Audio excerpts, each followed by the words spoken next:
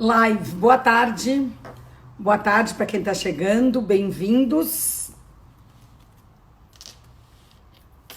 Oi, oi, oi, muito bem-vindos. Oi, Pico, oi, Morgana.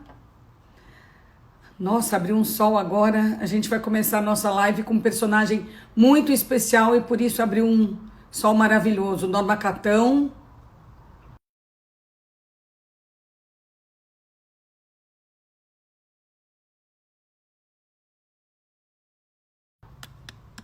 Voltou. Maristela Maffei.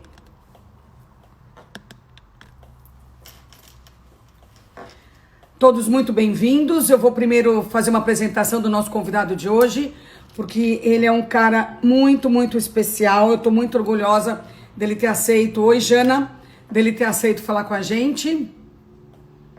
E Renata Jubran, há quanto tempo? Maju Maffei. A gente está falando do professor Siddhartha Ribeiro. Eu acompanho o trabalho dele há algum tempo. Oi, Vanessa. E eu gosto quando eu vou entrevistar alguém que eu tenho muita curiosidade, muita, e eu vou dividir essa curiosidade com vocês.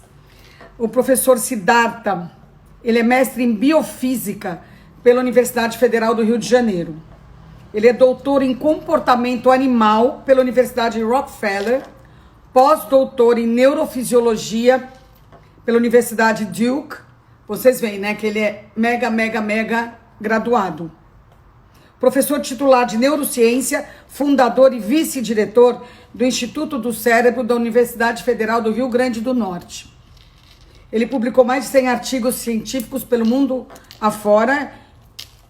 Ele é autor de 3 livros: Entendendo as Coisas, Limiar, uma década entre o cérebro e a mente, e o último livro dele, que foi lançado pela Companhia das Letras, O Oráculo da Noite, a história e a ciência do sonho. Então, eu estou muito curiosa.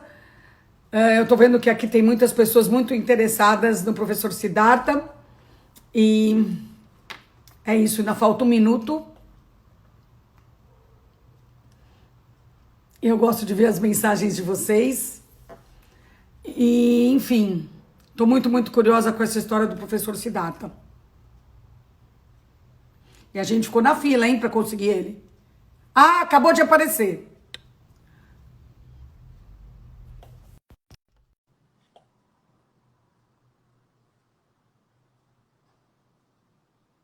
Tá entrando, conectando. Oi, Oi, Joyce, Siddhartha! tudo bom? Tudo e você? Tudo jóia. Posso te chamar de Siddhartha, de professor, de doutor? Como que... De você, por favor.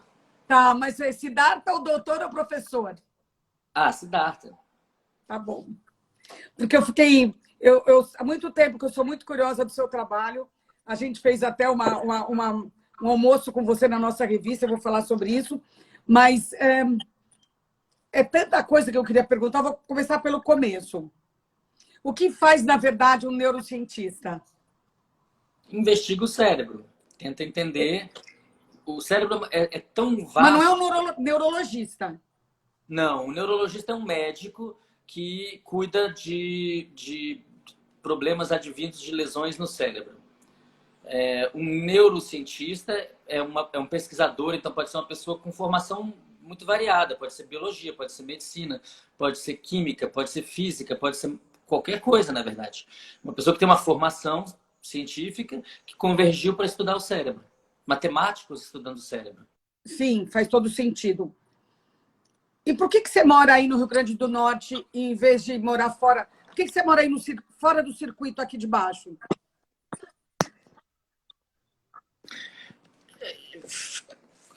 Quando eu fiz mestrado no Brasil, estava no Rio de Janeiro, eu me angustiava com a ideia de que era necessário ir embora do país e eu queria trabalhar no país. Eu queria viver no meu país e fazer ciência e fazer as coisas que eu gosto de fazer, mas no meu país. E eu fui muito influenciado por um professor importante que eu tive, um orientador, que era o Marco Marcondes de Moura, e ele me disse: olha, a sua tarefa é ir lá para fora, aprender tudo que você puder e trazer para cá. E isso me apaziguou.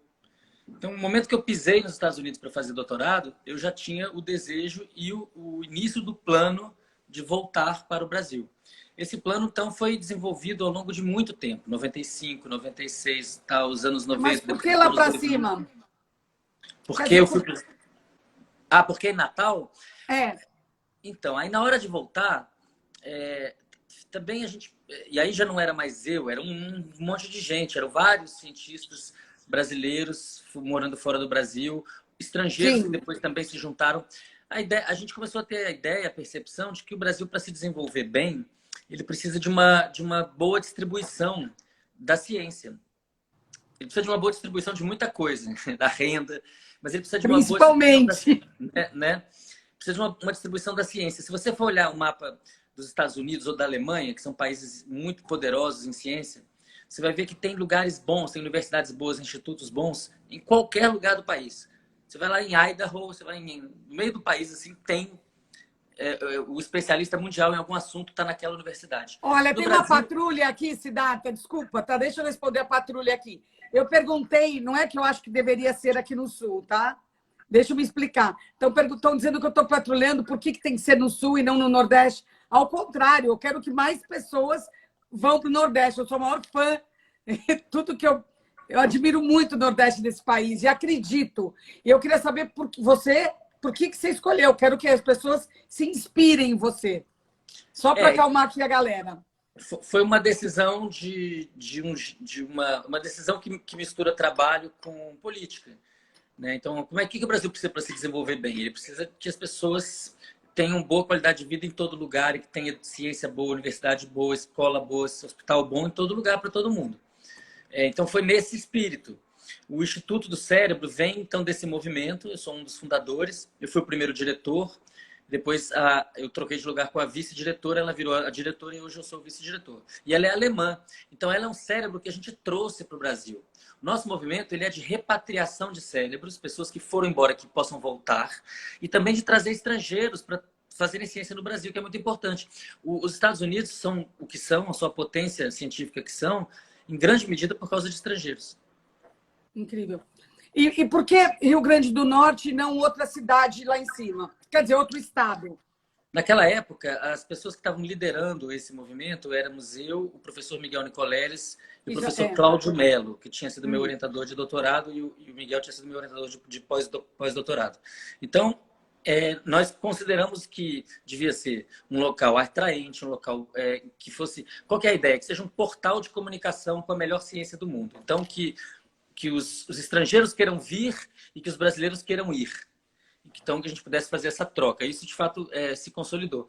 E fosse um lugar muito internacionalizado, que tivesse bastante gente, que todo mundo tivesse experiência internacional e a gente pudesse, de fato, transformar aquilo num polo de atração. Aí a gente pensou que tinha que ser uma cidade na costa, descartamos as cidades maiores, porque são mais problemáticas. A gente pensou que seria mais fácil fazer uma coisa desse tipo numa cidade não tão grande quanto Salvador ou Fortaleza. O Recife. E aí a gente ficou entre Natal, Aracaju, João Pessoa, entre prós e contras. Natal tem uma tradição muito interessante em psicobiologia. E já são décadas de ciência boa lá também, na medicina tropical, na bioquímica, na ecologia. Então tinha já um movimento, pessoas estudando comportamento de sagui, publicando em boas revistas, fazendo pesquisa boa. Então a gente tinha interlocutores lá, a universidade parecia uma ótima escolha, e de fato se mostrou uma ótima escolha, então a gente fez um projeto que acabou sendo abrigado dentro da universidade. O Instituto do Cérebro é um instituto da Universidade Federal do Rio Grande do Norte. Além de tudo, Siddhartha, Natal tem uma luminosidade, né? Tem um horizonte. Eu amo Natal. Natal é Amo. sensacional. Natal é sensacional. Eu sou de Brasília, nasci em Brasília. Eu ia te E perguntar. gosto muito de Brasília, mas Natal é um lugar que eu realmente escolhi, amo, um lugar que escolhi para viver. Meus dois filhos nasceram lá. E quando eu cheguei a Natal, meu ritmo de sono estava totalmente fora de fase, porque foram muitos anos nos Estados Unidos como estudante de doutorado, pós-doc, e sem filhos. Então era uma coisa muito livre. Ficava no laboratório até 2 da manhã, 3 da manhã, acordava tarde. E quando eu cheguei em Natal, a luz é muito forte, às 5:30 da manhã, tem um Muito. sol incrível. Você E aí, acordava cedo. hoje em dia é o contrário. Hoje em dia eu acordo espontaneamente entre 5 e 6:30, eu acordo. Não tem jeito. Que ótimo. Cada livro seu é de um assunto diferente, né? como é que você escolhe os assuntos? É, o que naquele momento Porque agora as pessoas estão falando todas desse livro de sono, de sonhos, como isso afeta, como a pandemia afeta isso, etc e tal. Mas você tem outros assuntos antes do que esses, né? Sempre cérebro, mente, tudo. Por que você escolheu agora essa história de sonhos? Você sempre foi ligado ou... Olha, Joyce, eu estudo sono, sonho, memória desde o doutorado. E eu conto essa história em detalhes no livro. Nesse Deixa eu livro, incluir uma perguntinha mais curiosa da Sim, minha parte. Tem a ver com Jung e Freud? muito, tudo. Ah, O meu livro tem tudo a ver com neurônio, Jung, Freud e índio, indígenas, que legal. tá? E Egito e Ah, tem aquele Babilônia. negócio de índio, né? Sabe aquele negócio de limpar sonhos? Você já viu? Aquilo funciona. Eu tenho na minha cama. E você Aquilo sabe que eu funciona não se tenho você acreditar pesadelo? nele. Você Eu não acredita tenho nele? pesadelo. Então funciona. Eu falo dele no livro. Eu Eu ainda não falo dele no consegui. livro. Siddhartha, eu estou sem ler uma página desde o começo da pandemia. Eu não consegui tocar em livro. É mais uma pergunta que eu vou querer te fazer. Eu penso, eu estou produtiva, muito produtiva, eu me reinventei, eu estou com um projeto novo, eu estou fazendo um monte de coisas, eu ajudo muito, tipo G10 Favelas, Hospital das Clínicas, eu estou trabalhando para eles na paralela, mas Legal. eu não consigo ir para ficção, se bem que o seu não é ficção, mas eu não consigo sair da realidade e ir para algum Você está lugar lidando outro. com a urgência, né? Com a emergência, né? Sim, sim. Quando a gente está numa situação de emergência, tudo fica muito diferente, né? As Hum, prioridades são muito diferentes. hum. E a nossa emergência parece que vai crescer, né? Não parece que vai diminuir. A minha não está diminuindo. Não tá, né? Não tá. Não. Então, fala dos sonhos que eu te interrompi, porque eu sou um pouco ansiosa. Não, o que você perguntou primeiro dos livros é o seguinte: são três livros bem diferentes, tá? O primeiro livro é um livro que eu publiquei quando eu tinha 20, sei lá, 27, 28 anos. É um livro de contos, é totalmente de ficção. É um livro que são contos escritos, digamos assim, entre a adolescência e o início da idade adulta. E são, enfim, eu gosto de ficção, faço ficção há muito tempo. E são contos bem. Eu estava até falando isso para minha namorada outro dia, que são contos bem duros, assim, bem. Tem bastante sofrimento. Porque a sua vida foi assim? Por coisas que aconteceram, que eu vivi e tal. Uhum. O segundo livro, que é o Limiar, ele saiu originalmente pela Vieira e Lente, e vai ser republicado agora pela Companhia das Letras. Hum. É um livro que vem de uma experiência de colunista. Então, por 10 anos, eu fui colunista daquela revista Mente e Cérebro. E que foi muito legal, foi uma escola para mim. Aprendi muito com a Cláudia Ferrari e com a Gláucia Leal, que foram editoras lá. E aí eu tinha um texto para fazer todo mês, de uma página, 3.000 toques. E no começo aquilo me dava um trabalho gigantesco, Jô. Eu ficava assim, tipo, um mês para fazer o negócio. Parecia um artigo científico, tinha referências. E com o tempo eu fui aprendendo e fui me soltando, e no final eu fazia aquilo em 2 horas. Eu sei E o que foi você bem está legal. falando, eu entendo perfeitamente o que você está falando. E foi é isso, né? A prática. Foi uma escola para mim, e foi muito legal. E lá eu também teve um momento que eu tava, eu falei, não vou fazer só ciência, não, vou fazer um pouco de ficção científica também, vou fazer um pouco de ficção também. Então lá eu misturava esses dois universos. E o livro tem essa mistura. Então o livro são vários contos e alguns artigos de jornal, algumas coisas da Folha, do Estadão, textos, a maioria textos desse tamanho, alguns textos maiores, sobre vários assuntos, sobre o Brasil, sobre a ciência, sobre o universo, sobre o cérebro, sobre a capoeira, sobre as drogas. Então, o Limiar é esse livro. Esse é o Lumiar? Limiar, isso. E Limiar, vai ser desculpa. agora relançado pela Companhia Pela das Letras, companhia. uma segunda Vou edição. querer ler também esse, que eu não li. A gente vai fazer ele um pouco diferente, vai tirar a ficção, mas vai trazer os artigos de jornal dos últimos anos. Então, vai ser legal. E o Oráculo, não. O Oráculo é um livro muito diferente, porque o Oráculo é um trabalho de 20 anos. O Oráculo é uma coisa que eu comecei a preparar. Eu percebi que tinha um livro para ser feito com esse argumento. Quando eu estava no início do pós-doutorado lá na Carolina do Norte, em 2001. E eu comecei a... 2001 foi o momento que eu comecei a juntar os elementos do que esse livro poderia ser. E eu passei muitos anos fazendo isso da maneira mais relaxada possível, quer dizer, coletando informações, à medida que elas... Ah, isso aqui é interessante, joga lá. Né? Guarda aquilo ali, faz um backup. Tem um filme, tem um livro, tem um artigo, tem uma ideia, tem, enfim. Isso durou bastante tempo. Aí, em algum momento, acho que em 2007, o editor chamado Joaci Furtado me procurou pela editora Globo, perguntou se eu queria fazer um livro. Eu topei, assinei um contrato, eu fiz um primeiro capítulo desse livro. E aí, nunca mais consegui trabalhar naquilo, que nem você falou, não estou conseguindo ler, eu não consegui voltar para aquilo. Tava muita coisa acontecendo. Nessa época, eu escrevi um outro livro que chama Maconha, Cérebro e Saúde, junto com o Renato Malcheslov, professor da UNB, sobre justamente cannabis medicinal, principalmente. Eu vi que você deu umas palestras, né? Você participou de umas conversas sobre isso. Eu vi no seu Instagram. Isso, não, um assunto no qual eu atuo muito, sobre drogas em geral. Depois da nossa próxima conversa, a gente fala disso. Joia. E aí eu não fiz o livro. E aí acabou o contrato, e aí expirou o prazo, e aí depois esse editor foi embora, ele até... Enfim. E aí quando... foi na Flip, em 2015, quando eu lancei o Limiar na Flip. E aí eu me encontrei, meio que por acaso, com o Luiz e a Lili Schwartz. E aí eles viram um pedaço do que eu apresentei, gostaram, a gente foi conversar e aí eles me convidaram para fazer o Oráculo. Aí sim, aí mudou completamente, Joyce, porque aí foi um livro que tinha um monte de gente me ajudando. Eu não tinha passado por essa experiência, eu tinha tido uma, duas pessoas me ajudando. Agora, 10, 12 pessoas que vão ver o seu texto várias vezes, com olhares diferentes. Muito legal. Você gostou dessa experiência? Muito maravilhosa, muito exaustiva. É uma coisa que, enquanto está durando, parece que não acaba nunca e nunca está bom. Mas o nunca está bom já é o que a gente faz na ciência, já é o que eu faço na capoeira. Você falou da Flip. Eu tive duas experiências incríveis na Flip. Faz uns 4 anos que eu não vou, 5, não sei. Mas eu conheci lá pessoalmente a Adélia Prado, que quando eu fui ver a mesa dela, meu mundo mudou. Meu mundo mudou. Que legal. Que legal. Eu virei outra pessoa. Gosto muito dela, achei ela maravilhosa. Maravilhosa. Ela me emociona muito. Eu acho que é das poesias que mais me emocionam, a Adélia Prado.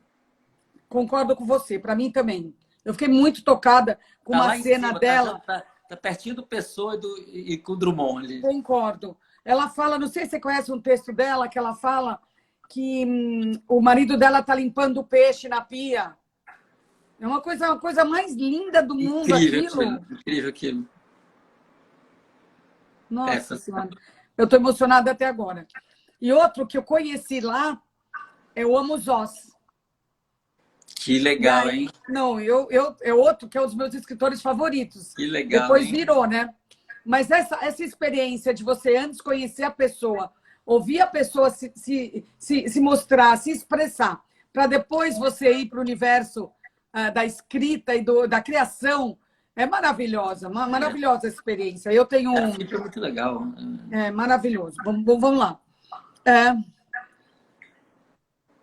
Em fevereiro, você deu uma entrevista para a gente na revista Poder, que saiu publicada na nossa última edição, que foi em março. Agora a gente vai sair em julho de novo, graças a Deus.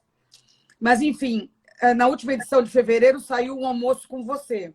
E você alertava que o Brasil estava ficando para trás pela fuga de cérebros, que é uma coisa que a gente já acompanha, né? Todos os seres... Só piora, né, aliás? Todos os seres pensantes estão indo embora porque não tem incentivo aqui, não tem nada, não tem espaço, não tem prestígio, não tem grana, não tem nada. Nada que... E aí você falou da importância de ter essa massa crítica aqui com a gente, principalmente em momentos de crises sanitárias, que é o que a gente está passando. Você até citou grupos de brasileiros que estudaram o Zika vírus. Agora, nessa maior crise sanitária do século, qual é a sua avaliação sobre esse dano causado? Joyce, eu acho que a gente está passando por um evento catastrófico, entendeu? Desde Dom João VI, que o Estado brasileiro é uma construção que às vezes fica estagnada e às vezes anda para frente. Né? Você poderia dizer que em qualquer governo, do Dom João VI para frente, todos os governos legaram alguma coisa. Talvez não Arthur Bernardes, porque bombardeou São Paulo. Então, vou botar o Arthur Bernardes na... Então, digamos assim, o Bolsonaro se juntou ao Arthur Bernardes na categoria de, na minha opinião, de lesa pátria. Na minha opinião, ele vai ser julgado pela história da maneira mais dura possível. Ele perdeu uma gigantesca oportunidade, porque ele é um péssimo governante em qualquer sentido, sob qualquer ângulo. Não tem... Quem defendeu o Bolsonaro precisa de um exame. Não tem a menor condição. Agora, na pandemia, se ele simplesmente seguisse o que a OMS determina, Sim. Ele ia dar uma lavada homo mais branca, limpa mais branco. Porque a gente na biografia dele. Tem pessoas incríveis aqui, né, Siddhartha? Médicos incríveis, um SUS incrível, infectologistas, cientistas. Fiocruz, né? A gente tem experiência com epidemias, a gente tem, né, são 100 anos de medicina tropical no Brasil. Então, é muito trágico você perceber que o desgoverno é tamanho. Quer dizer, não é que ele vai muito além de ser um governo conservador, vai muito além, inclusive, de ser um governo opressivo de direitos populares. Vai além. É um governo tanatológico, é um governo genocida. Né? Existem modelos aí matemáticos que são assustadores sobre o que pode acontecer nos próximos 2 meses no Brasil. Principalmente, Siddhartha, me esclarece uma coisa. Você acha que é principalmente... Porque o Brasil, a gente não esperou que fosse virar isso nessa crise, né? A gente foi atropelado, sabíamos que era horrível, mas se transformou numa coisa muito pior. É muito por causa das comunidades, você acha? Então vamos lá. Essa questão social? Então vamos lá. Porque assim, na ciência tem regiões mais sólidas e regiões menos sólidas. A epidemiologia é bem sólida, porque se baseia em um número muito grande de observações, tanto em cada epidemia, pessoas, quanto em várias epidemias. Então a gente sabe do que a gente está falando, não é uma coisa imaginária. Né? O vírus está chegando. O que você tem que fazer? Se você não consegue curar a doença e não consegue vacinar as pessoas, você tem que impedir que o sistema de saúde colapse. Como é que você faz isso? Achatando a curva. Que é o que eles falaram tanto. Que é o básico, o dever de casa. Distanciamento social para todo mundo e não só para alguns, né? Uso de máscaras e bom senso pra caramba e muita grana do governo e dos bancos e das empresas para que as pessoas possam ficar em casa e mesmo assim consumirem, mantendo o capitalismo vivo. Sim, não é comunismo, é capitalismo, é Keynes. 100 anos atrás os caras fizeram isso. Não é Keynes, é o New Deal lá do Roosevelt. Então, o que os caras fizeram? Fizeram tudo errado, porque são acelerados, né? Deram um auxílio ridiculamente pequeno, que não chegou para as pessoas certas, chegou para as pessoas erradas. Gente que não tinha que receber, recebeu. Né? Então, é completamente errado a resposta. E aí isso fez com que o nosso isolamento fosse ruim e piorando. A gente está caminhando, a gente não chegou no pico. Como é que a gente não chegou no pico e está saindo do isolamento? É um absurdo. É que nem você fala assim, abaixa porque vai estourar uma granada. Aí você abaixa, aí você conta 10, 9, 8, 7, 6, 5, 4, 3, 2, agora levanta. Mas não estourou? Aí vai estourar na cara da gente. Então, se isso acontecer, Jô, isso vai ser muito grave, porque aí a gente vai parar de ter 1.300 pessoas mortas num dia e vai começar a ter 5.000 num dia. Isso tomara, entendeu? Darwin e Deus queiram que isso não aconteça, mas... corremos esse risco. Porque a resposta que está sendo dada é descolar da realidade, descolar dos fatos.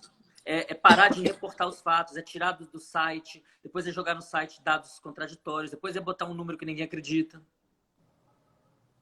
É complicado. Tá difícil, tá difícil. Agora, você fala em evasão de cérebros, assim, o Brasil está correndo o risco de perder cérebros, de perder capital, de perder estrutura, de perder infraestrutura, de perder muitas vidas e de perder a paz mínima, que não tem muita paz para os pobres no Brasil, mas de perder, inclusive, o pouco que tem. Então, a gente está num momento muito grave e eu espero muito mesmo que Ontem foi um dia bacana, porque foi sem... A gente tem que fazer um movimento muito... A democracia tem que funcionar sem violência nenhuma. Zero violência.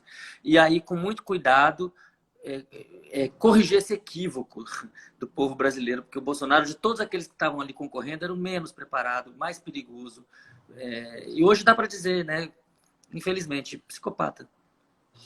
Não. Você escreveu na Folha um artigo falando de um carro capotando. É isso que você quis dizer com isso que você está falando agora? Mas ali é uma metáfora sobre algo bem maior, né? Porque assim, o Brasil é um caso particular de um carro capotando que é planetário. O Brasil é um caso particularmente grave. Mas no mundo inteiro, o capitalismo está em apuros.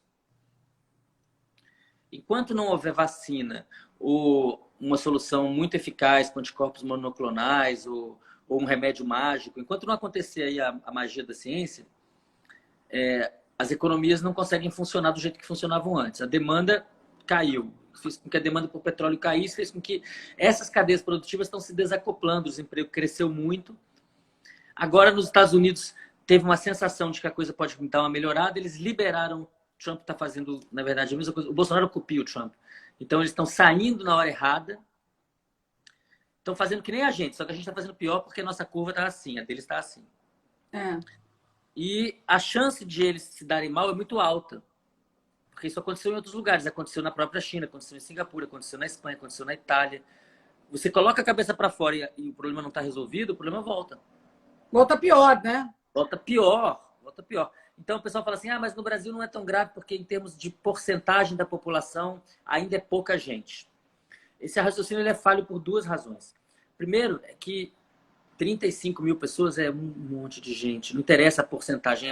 São 35 mil vidas. Multiplica pelo número de amigos e familiares. É um desastre, é uma guerra, é uma coisa horrorosa. Horrorosa. Segundo, que esse raciocínio é bem falho pelo seguinte. Se só 1 ou 2% da população até agora foram infectados, e se não tem solução para o problema, e se a gente não vai fazer isolamento direito, isso significa que tem vasto território para continuar a morrer gente. Nossa, porque vai crescer isso. Vai crescer, crescer, crescer, crescer, crescer. E é progressão geométrica, né? Não é progressão aritmética. Então é um raciocínio. As pessoas que estão com esse tipo de raciocínio são pessoas que estão brincando com a morte. E aí isso revela, né, Joyce, o nosso profundo analfabetismo científico. A educação no Brasil ficou tão ruim, o ensino básico, o ensino fundamental e o ensino médio ficaram tão ruins que as pessoas não lembram de quase nada do que aprenderam nesse período. E aí elas não têm instrumental intelectual para entender o que é um vírus, para entender por que tem que passar o álcool, para entender por que tem que ter a máscara, para entender por que... Como as pessoas não conseguem entender isso, fica muito fácil negar. Como as pessoas também estão muito imbuídas do pensamento mágico de que se eu acreditar em Deus e que der dinheiro para o pastor, Deus vai gostar de mim. Então o cara, ele não vai, daqui a pouco tem vacina, ele nem quer tomar vacina.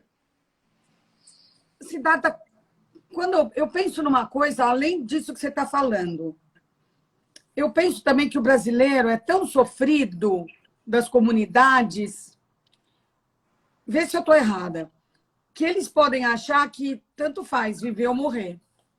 Isso também rola. Muita gente fala, minha vida já é um inferno, a polícia sobe aqui, mata 10 pessoas todo fim de semana, dizendo que é para proibir o tráfico de drogas, na verdade é para roubar o dinheiro dos traficantes.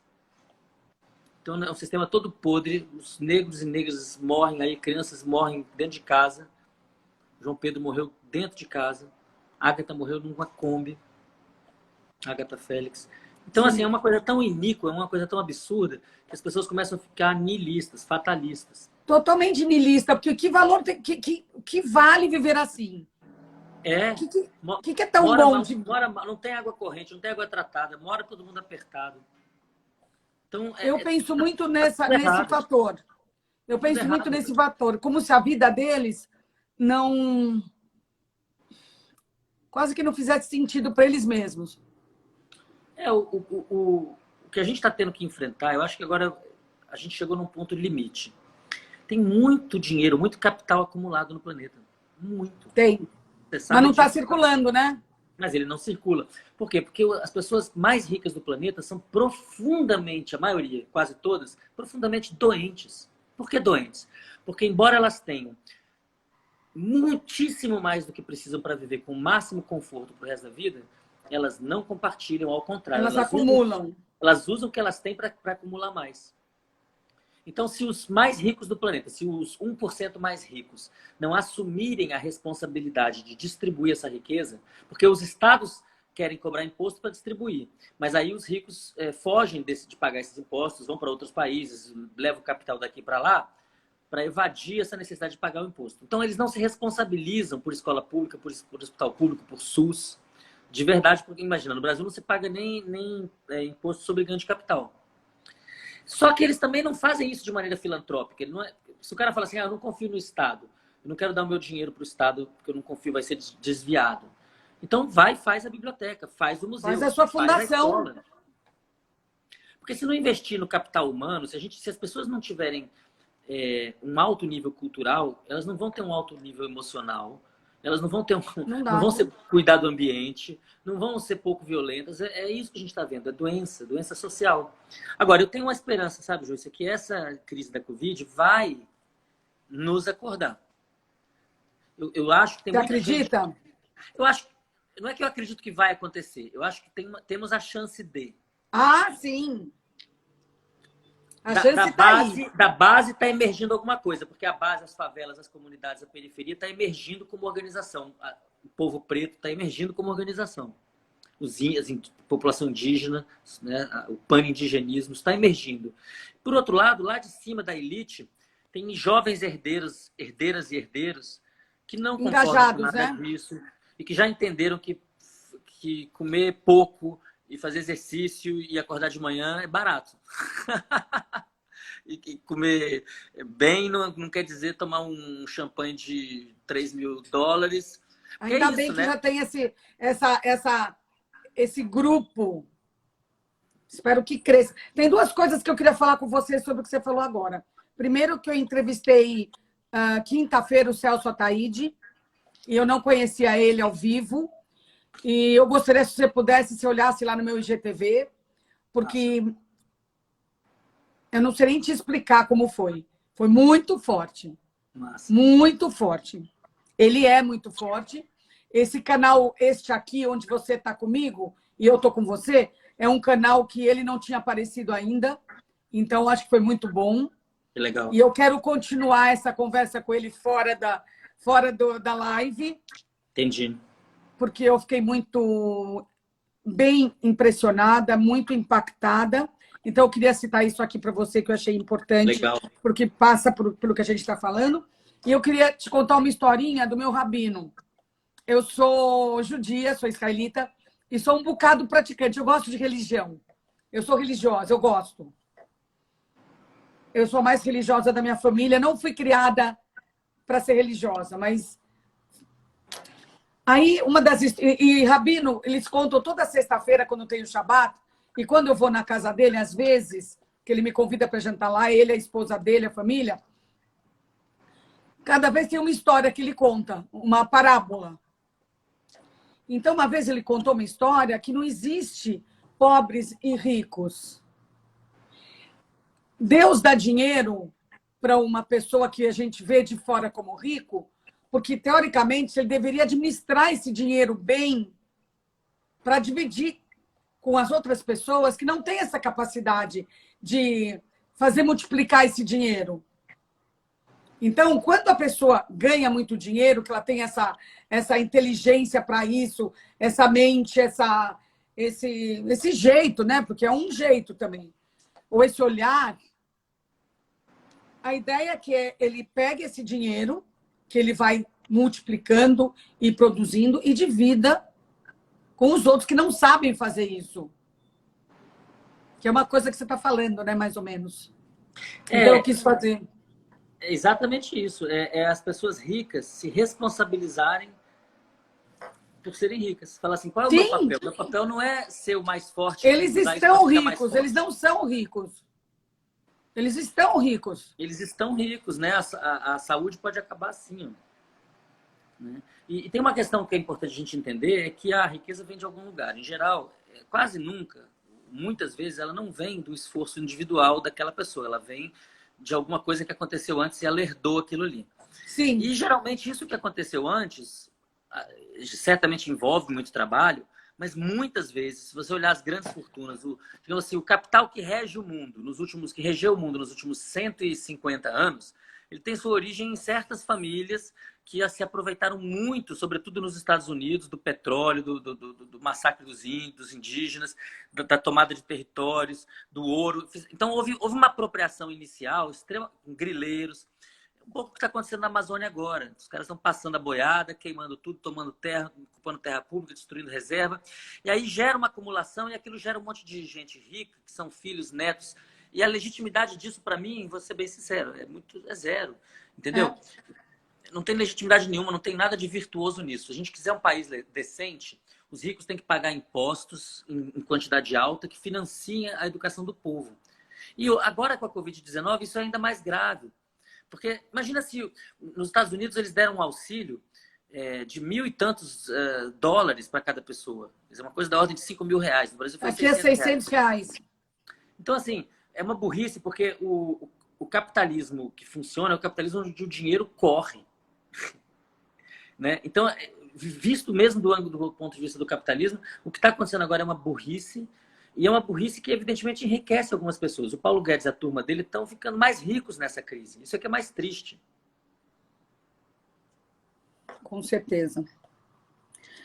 Vamos falar um pouco dos sonhos do seu livro? Vamos. Falar menos de pesadelo e mais de sonho, né?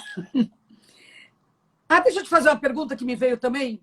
A dona Lili Safra, ela foi incentivadora desse instituto seu?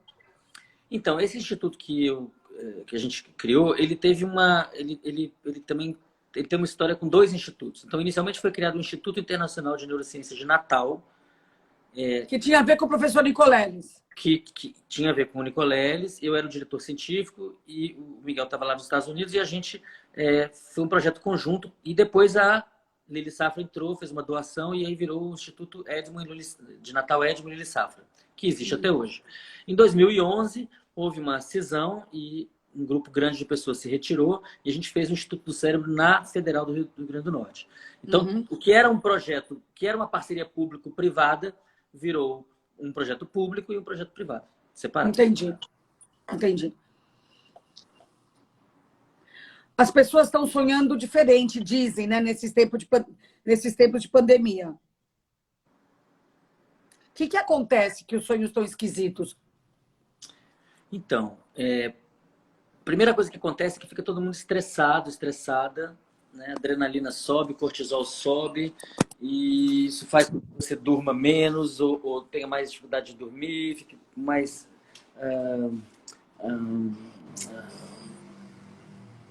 agitada e, eventualmente, quando dorme, tenha sonhos agitados e, eventualmente, pesadelos. Isso tudo acontece, as pessoas estão tendo esses sonhos aí. Mas tem uma outra resposta. Outras pessoas estão tendo uma resposta em que elas relaxam, aceitam a situação, tem uma aceitação necessária. Não, é isso que é o novo normal.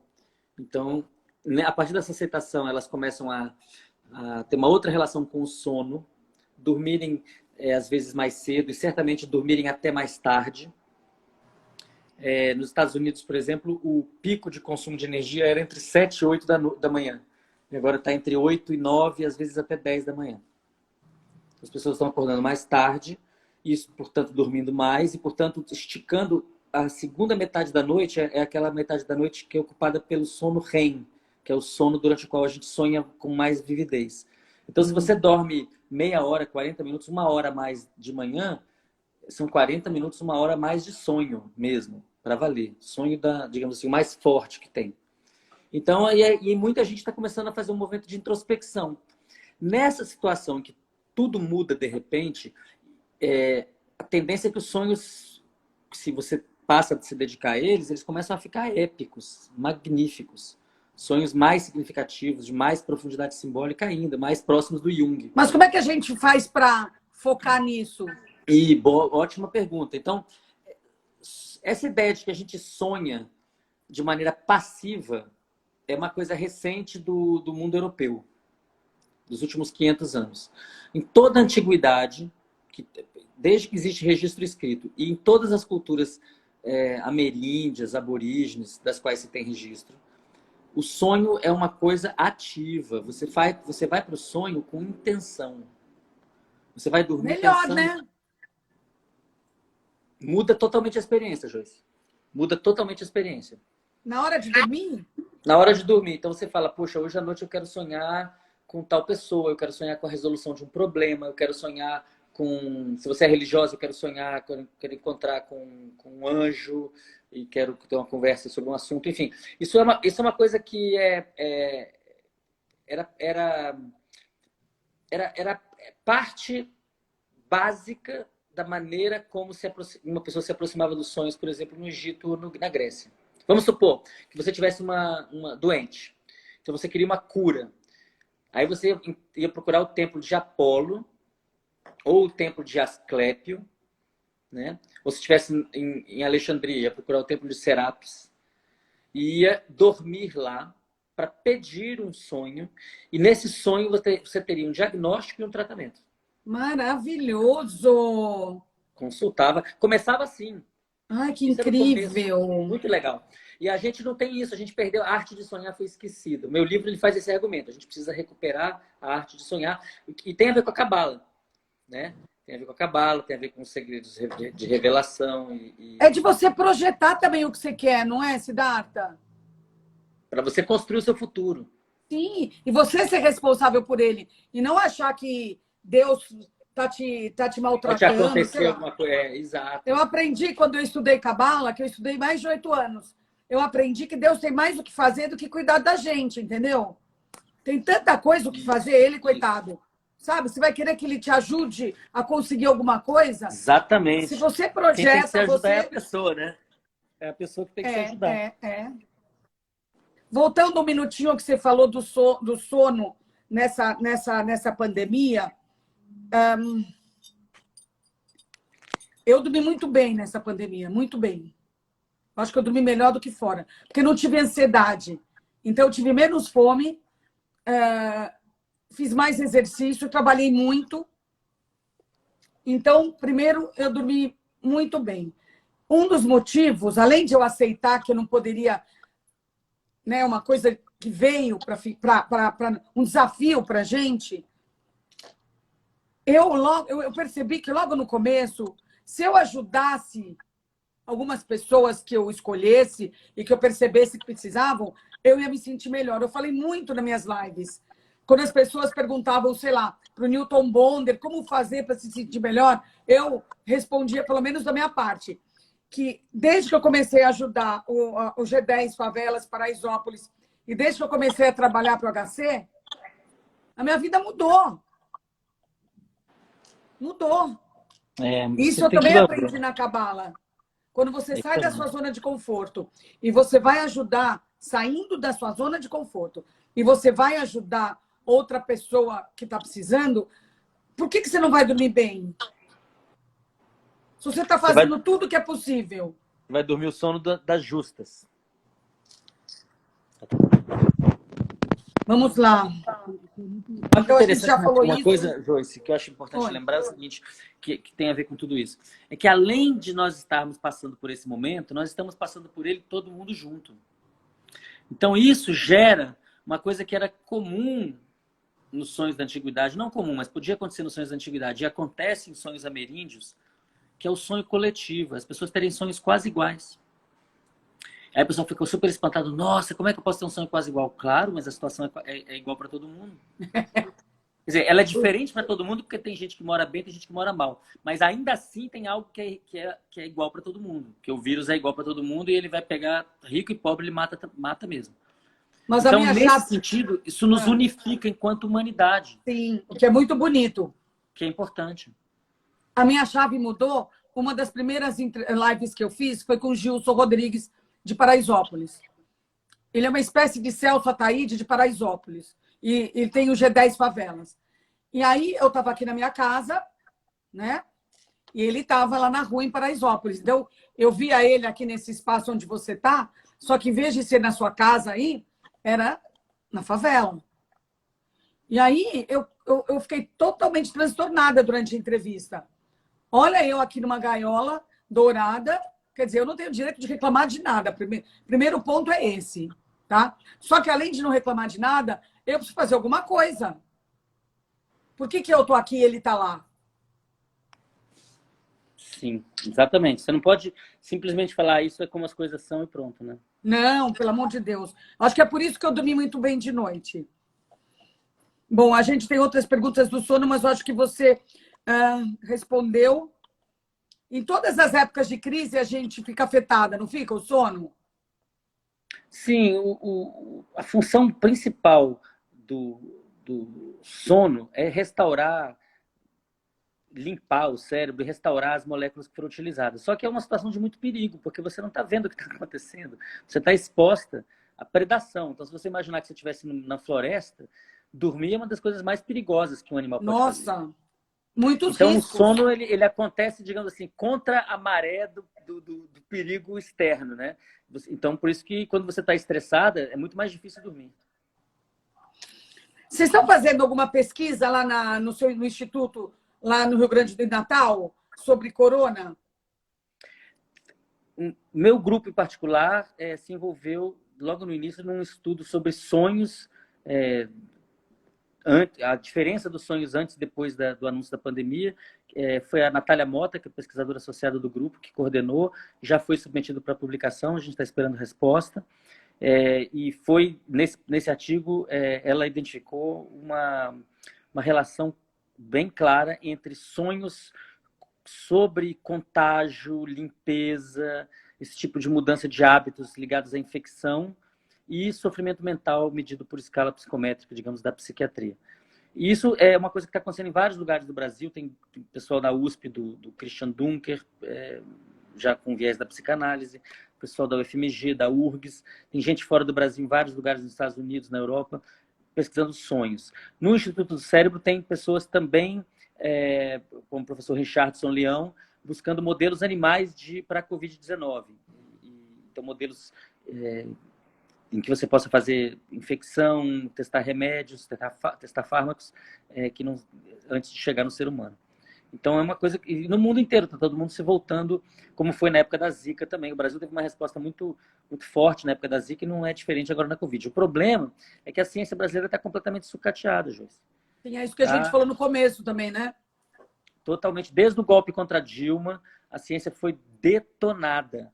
O contingenciamento dos recursos do FNDCT, que é a principal fonte de recursos para comprar equipamento, para coisas de maior porte, o contingenciamento chega a 90%.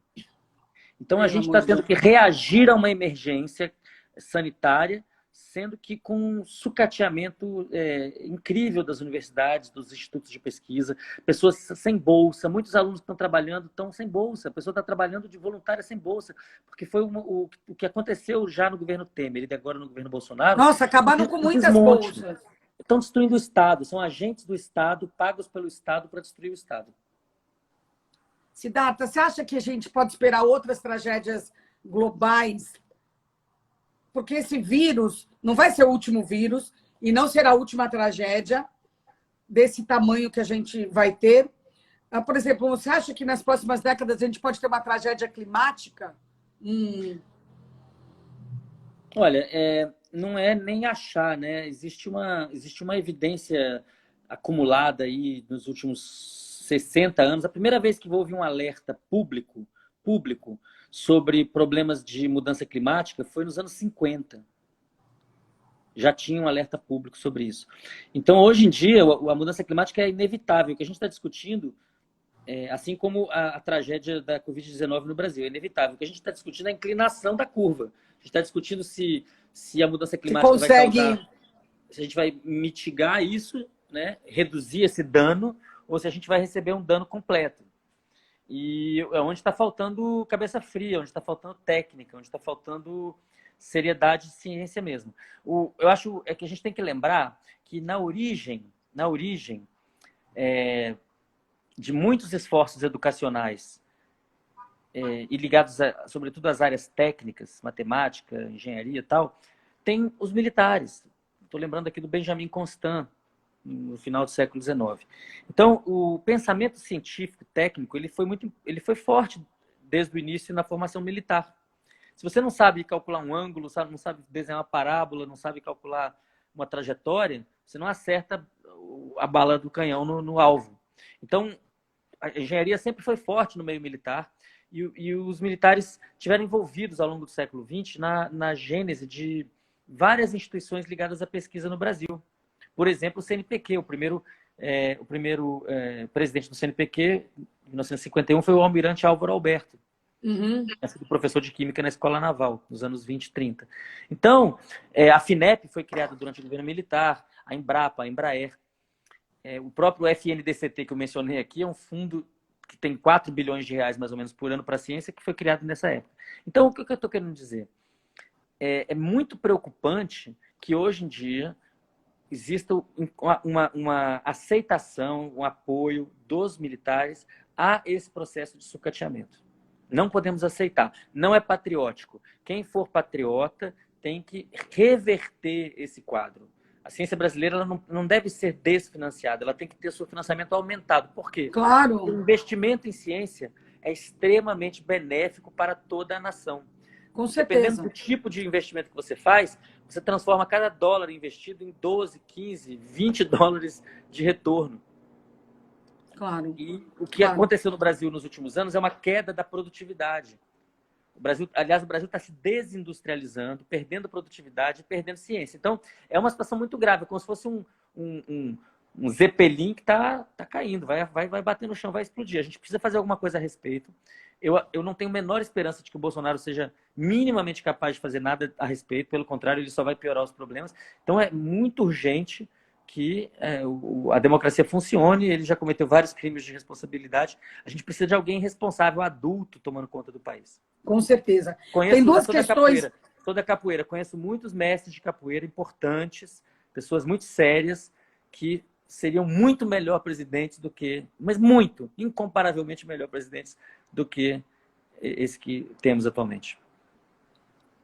Depois disso, bom, tem tanta coisa que eu quero te perguntar ainda, eu estou com medo, mas a gente não vai cair.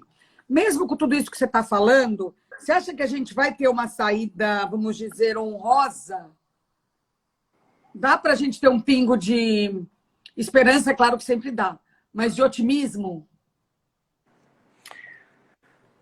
Joyce, eu sou um otimista apocalíptico. Eu acho que a gente tem que ser otimista, porque as coisas... Nós nunca estivemos tão perto de soluções realmente boas.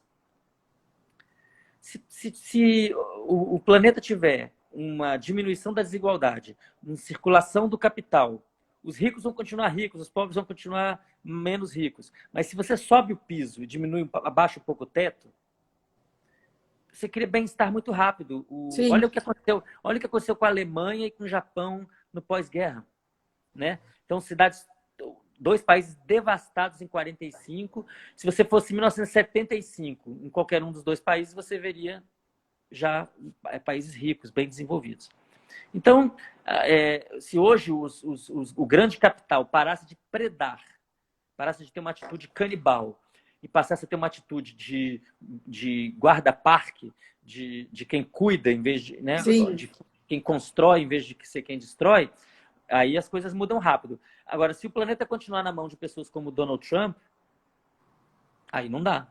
Aí não dá, porque ele usa todo o poder que ele tem para ter mais poder. Com certeza. Deixa eu te dizer uma coisa. A gente tem 2 perguntas de seguidores, mas antes eu quero que você fale um pouco sobre budismo. E depois eu vou querer te perguntar também, você dá algum curso à distância? Ok.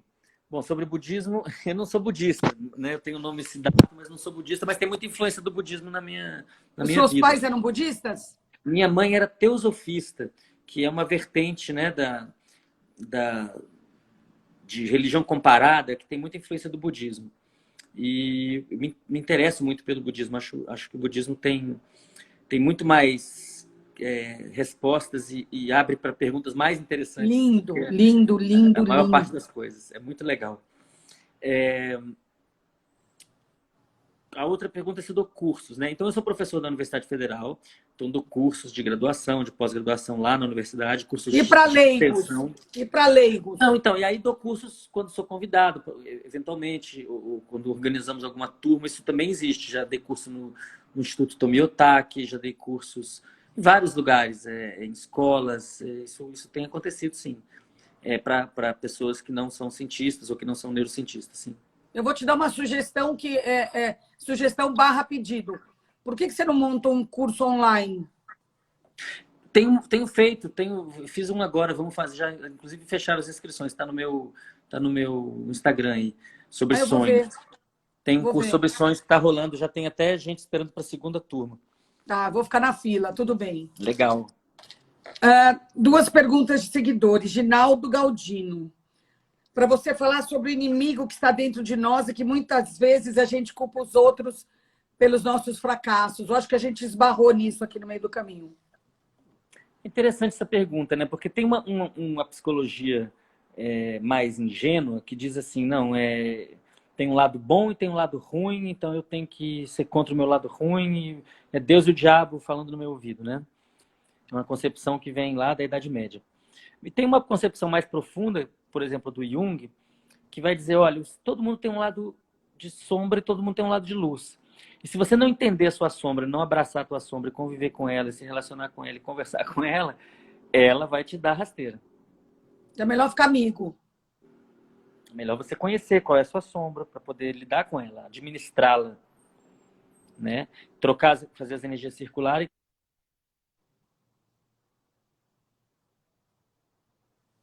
Vamos esperar que parou um minutinho, vai voltar.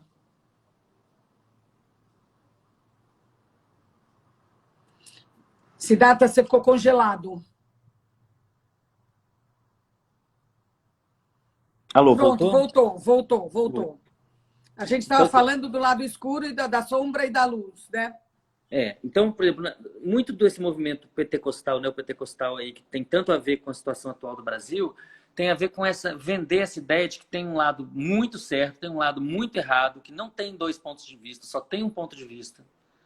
E aí, os pastores podem fazer o que quiserem, aprontar, e depois eles vão dizer para os fiéis, olha, nunca levante a mão contra um pastor. Os caras errou, perdoa e passa para outro pastor.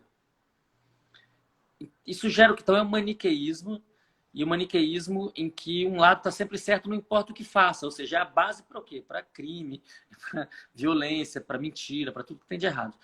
Uma psicologia mais profunda entende que nós somos todos muito complexos, que nós temos uma ancestralidade paleolítica muito amorosa para os de dentro, muito violenta para os de fora.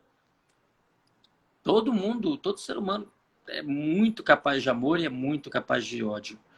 E se a gente entende isso, em vez de ficar procurando santos e demônios, a gente começa a ver as pessoas como pessoas, né?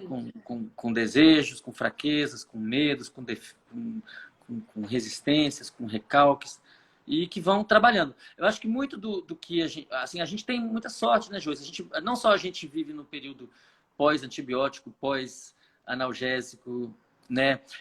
Em que houve uma revolução na agricultura que, a despeito de todos os seus problemas, hoje tem comida para todo mundo no planeta, a gente só não tem distribuição. Então a gente vive num período de abundância. A escassez que existe hoje é pela nossa neurose. E a gente tem a sorte de viver num período pós-Freud, pós-Jung e pós... Melanie Klein. Melanie Klein, pós-anos 60, né? Pós-reencontro com saberes tradicionais, com as artes, saberes, culturas populares que hoje estão à disposição do mundo inteiro, seja a capoeira, seja o samba de roda, o maracatu. Então, coisas que enriquecem a vida de todo mundo, tudo isso a gente pode colher, tudo que a boca come, tudo que a gente tem à nossa disposição. Por isso que eu sou otimista, porque a gente tem uma bagagem cultural riquíssima, de onde a gente pode tirar soluções. Agora, se a gente for continuar a tirar soluções da bagagem paleolítica ligada à violência e à competição, o planeta não aguenta, não. Temos que difundir mais esses princípios, né, Siddhartha? Vou tratar disso. Marta Haddad pergunta sobre terror noturno. Se existe algum tratamento novo para isso? Olha, terror noturno, muita gente acha que é pesadelo. Parece pesadelo, mas na verdade, o pesadelo, stricto sensu, é um sonho de teor negativo que acontece na segunda metade da noite, principalmente, que é durante o sono REM. Já o terror noturno acontece na primeira metade da noite, tipicamente, durante o sono de ondas lentas, que é um sono não REM. E é um sono que tem muito pouca imagem, que tem muito pouco conteúdo onírico. Então, muitas vezes, o terror noturno, não estou falando que sempre, mas muitas vezes, ele nem é uma experiência assustadora enquanto ele está acontecendo, mas ele é uma situação assustadora quando a pessoa desperta no escuro e desorientada, e aí então ela se assusta, muito frequentemente. O terror noturno é comum na infância e normalmente ele vai embora espontaneamente. Quando isso não acontece, pode haver aí algum sintoma de algum trauma, e aí acho que é importante a pessoa procurar uma psicoterapia ou, para quem crê, um aconselhamento espiritual. Digamos, tem os vários caminhos entre uma psicoterapia e um xamã. Bom, eu estou encantada com a nossa conversa. Por exemplo, agora eu tô uma questão minha. E não vai ter curso sem ser só de sonhos? Curso? Ah, eu dou cursos vários, Joyce. Eu vou dar curso agora na Não, SBPC. mas eu moro em São Paulo, você mora em Natal. Sim, mas agora é tudo online, né? Tudo online, tá? Mesmo Agora é depois da tudo online. pandemia, tá ótimo. É. Tá ótimo. E Então tá agora, por tudo exemplo, lá no agora seu no meio do Instagram? ano, em julho, vai ter a reunião da Sociedade Brasileira para o Progresso da Ciência, SBPC. SBPC. Da qual eu sou diretor. E eu estou terminando uma proposta agora para fazer um mini curso sobre cérebro com 2 colegas da universidade, que vai ser um curso online também. Você anuncia tudo isso no seu Instagram? Anuncio. Ótimo. Ai, fiquei muito feliz. Legal, obrigado. Eu vi que as pessoas aqui gostaram muito, Siddhartha, muito, Que legal. muito. Foi maravilhoso. Eu espero conseguir começar a ler novamente, pelo menos, sei lá, em julho eu tenho que começar a ler. E eu sempre fui uma leitora, você viu, né? Eu gosto de poesia, eu gosto de tantos escritores que eu admiro muito, então estou querendo retomar logo, tá? Muito bom, beleza. Obrigada, viu? Obrigado Foi ótimo, você foi maravilhoso, não só para mim, mas para toda essa turma e que vai assistir depois e depois. Muito obrigada e boa sorte para você aí no seu instituto. Obrigado, valeu. E conta comigo aqui, tá? Boa sorte para você. Axé. Axé. Tchau, tchau.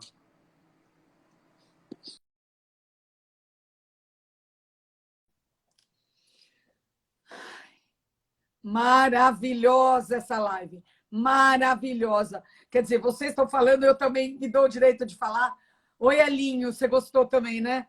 Nossa, foi maravilhoso. Esse professor Siddhartha realmente é uma pessoa muito diferenciada.